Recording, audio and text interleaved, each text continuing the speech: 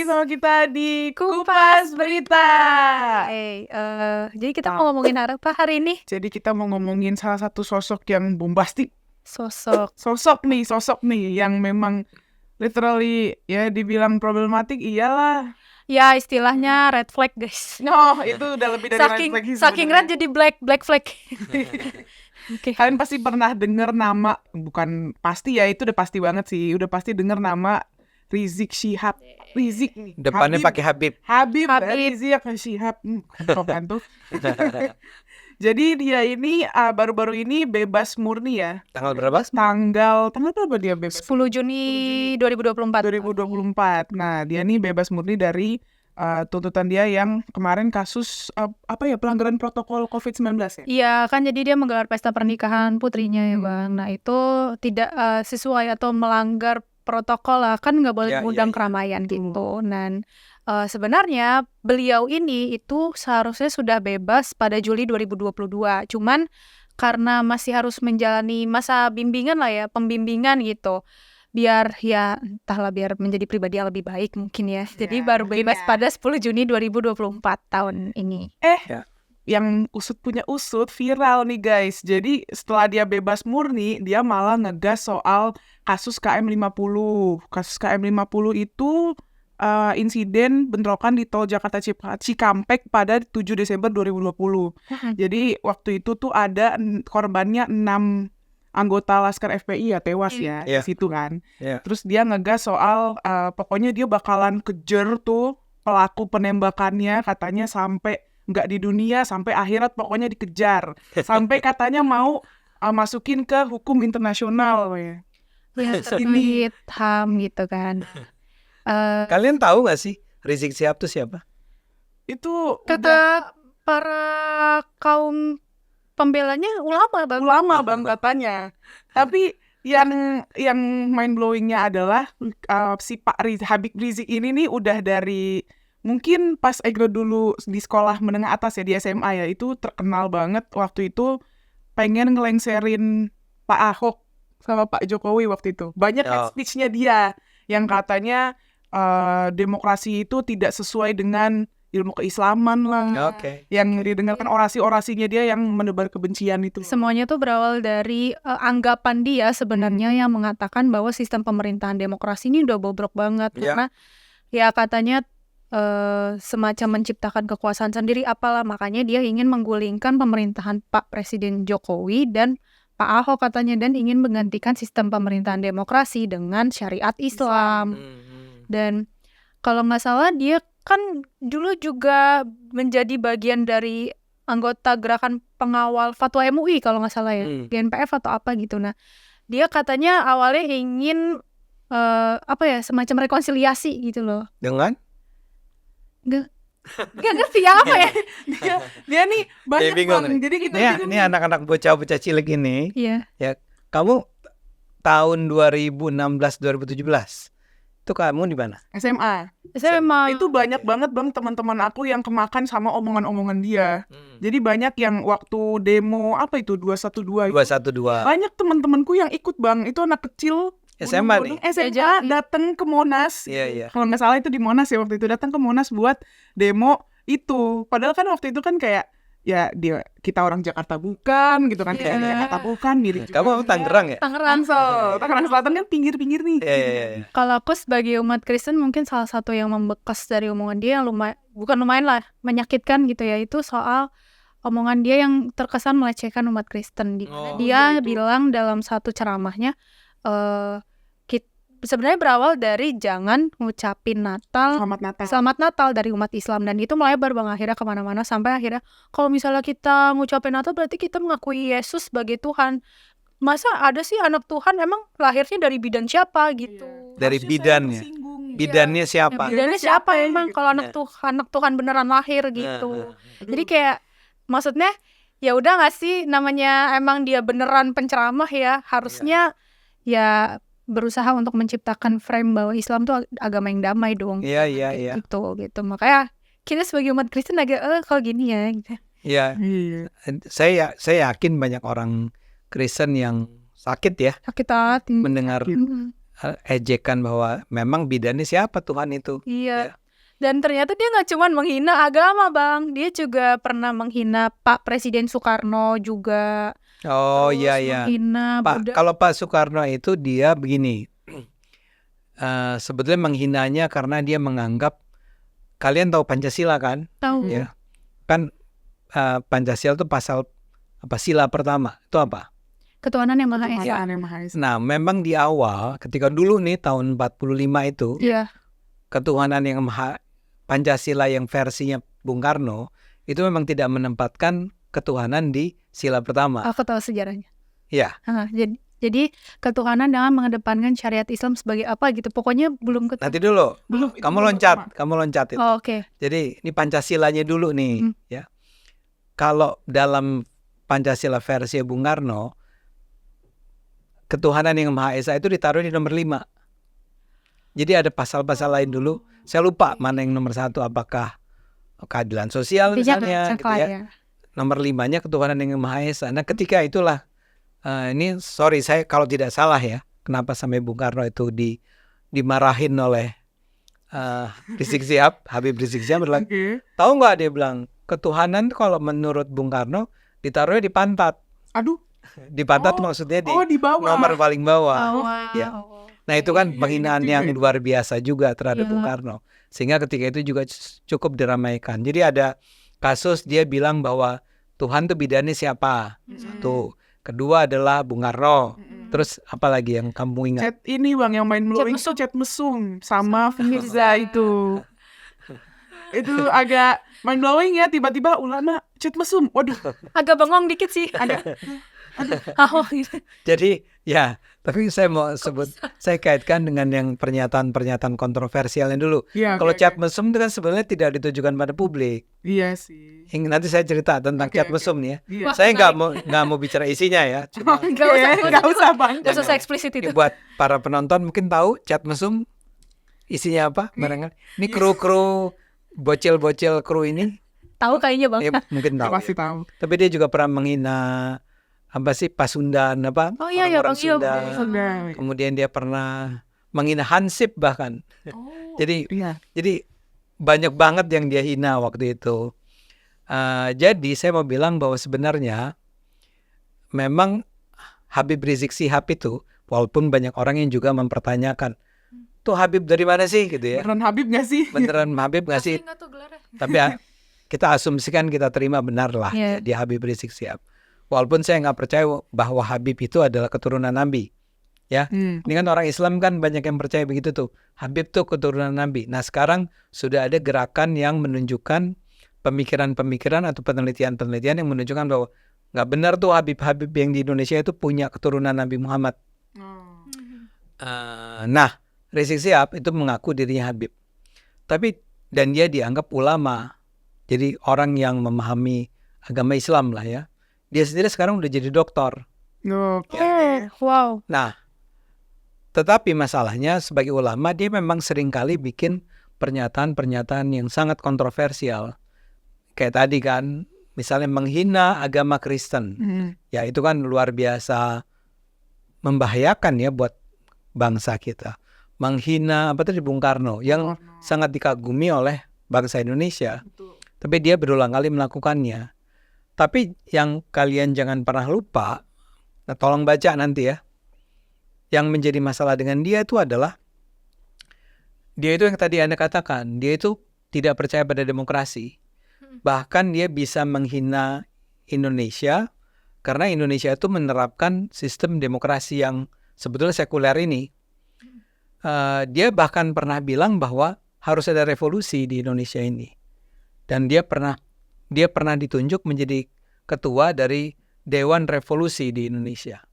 Jadi ada tuh keinginan dia untuk tanda petik menggulingkan pemerintahan yang sedang berkuasa dan menggantikannya dengan yang tadi Anda katakan syariat Islam.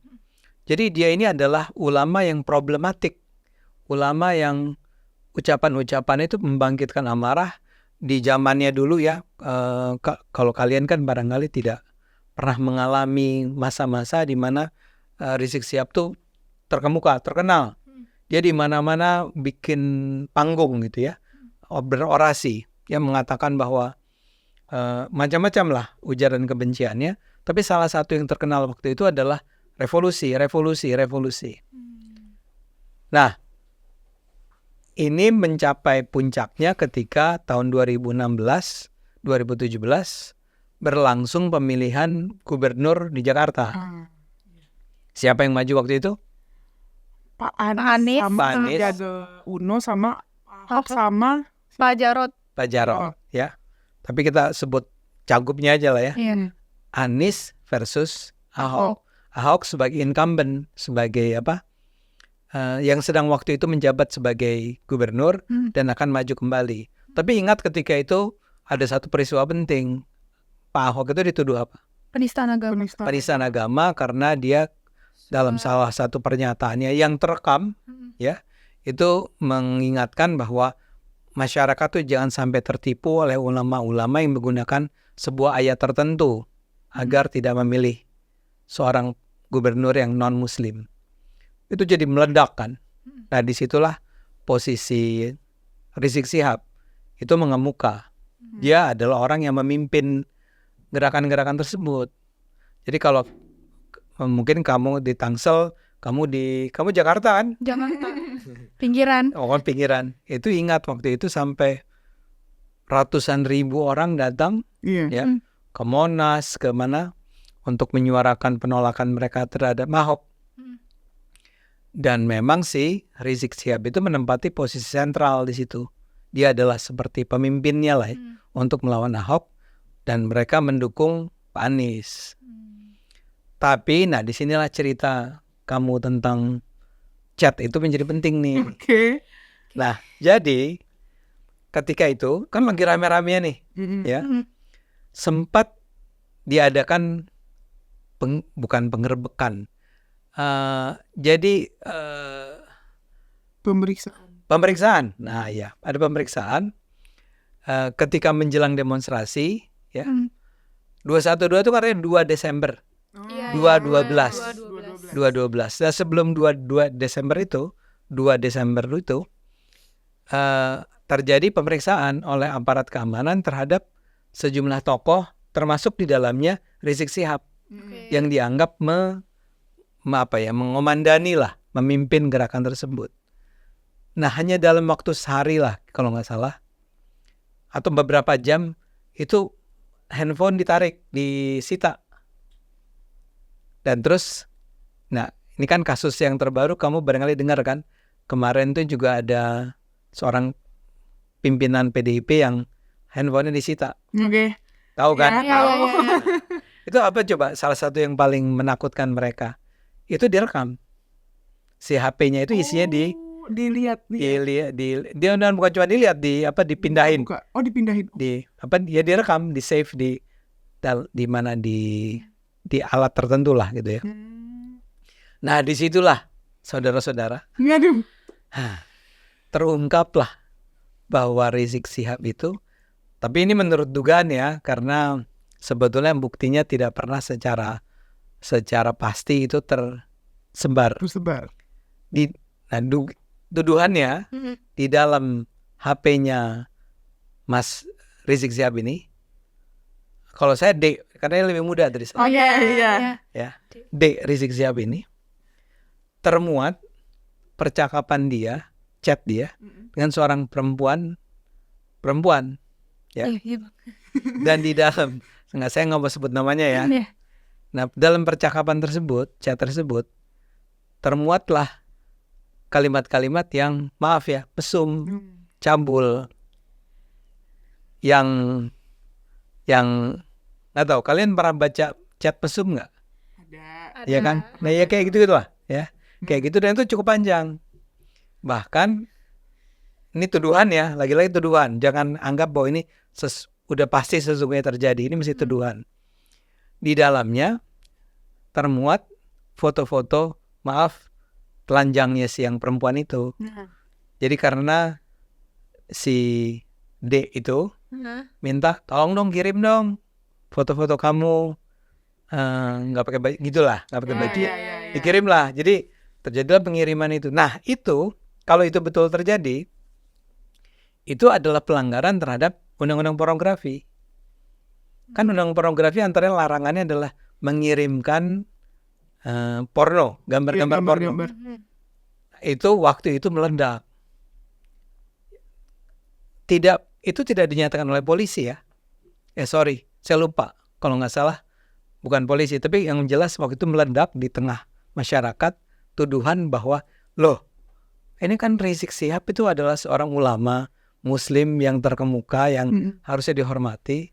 Kok dia bertukar chat dengan seorang perempuan bukan istrinya loh, ya, untuk saling berbagi kalimat-kalimat mesum, ajakan-ajakan untuk melakukan hubungan atau foto-foto itu, dan dia bilang bahwa dan itu yang terungkap, dan itu semua percakapan tersebut, kenapa saya bisa tahu? Menyebar melalui online. Oh iya, viral nih. Memang cuma beberapa jam, terus drop hilang. Oh iya, itu Egra kayaknya lihat deh dulu. Pernah lihat? Lu baca chatnya? Baca. Ingat itu beberapa menit doang, terus habis itu hilang. Ya beberapa jam lah. Beberapa jam.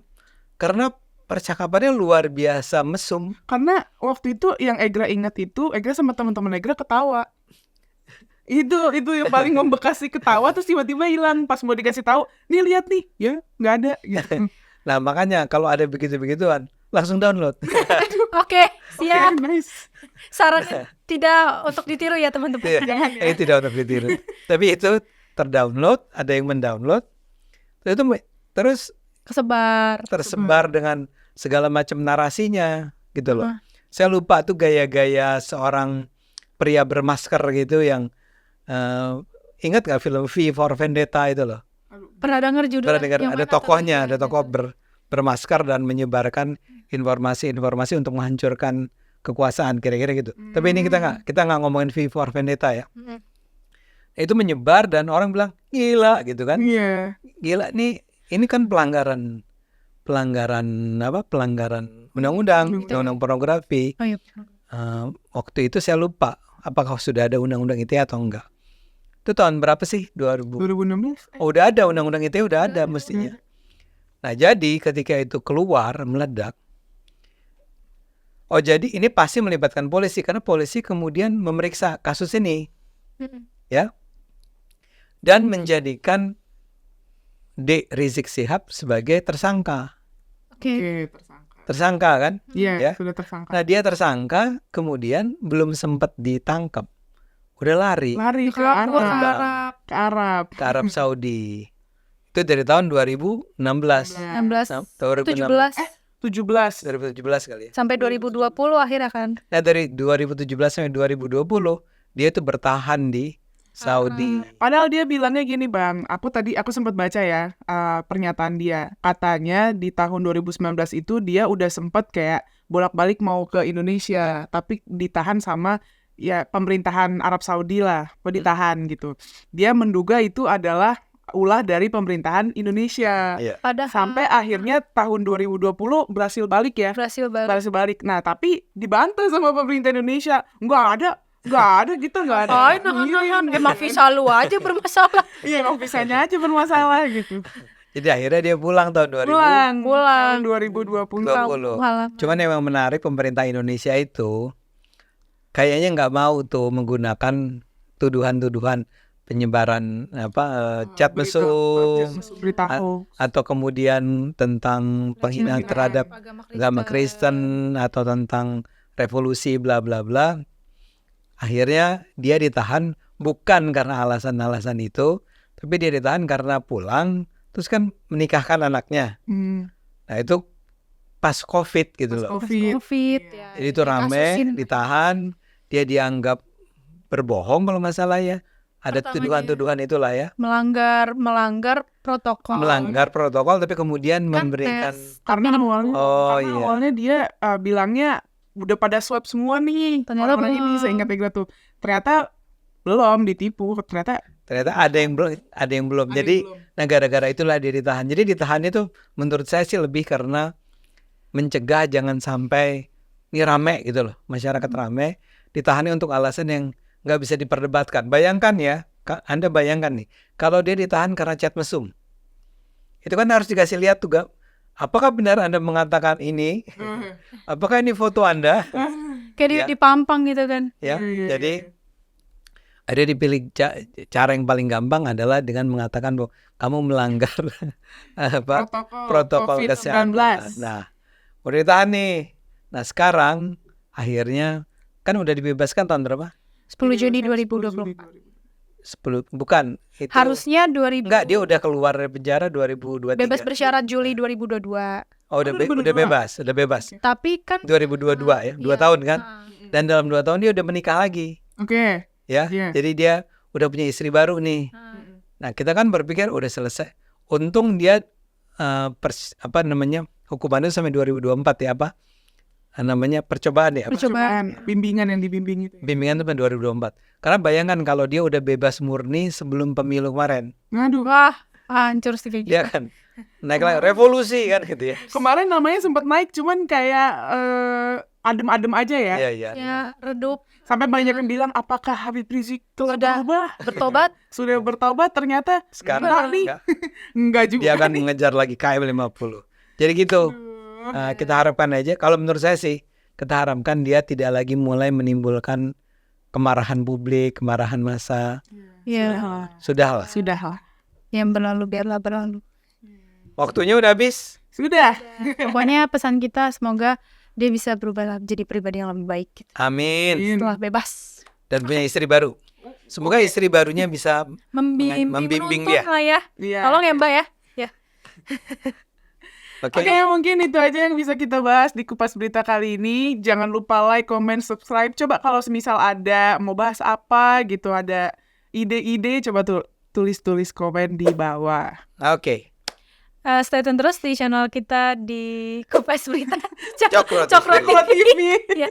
See you on next episode guys. Bye-bye. Bye. Bye.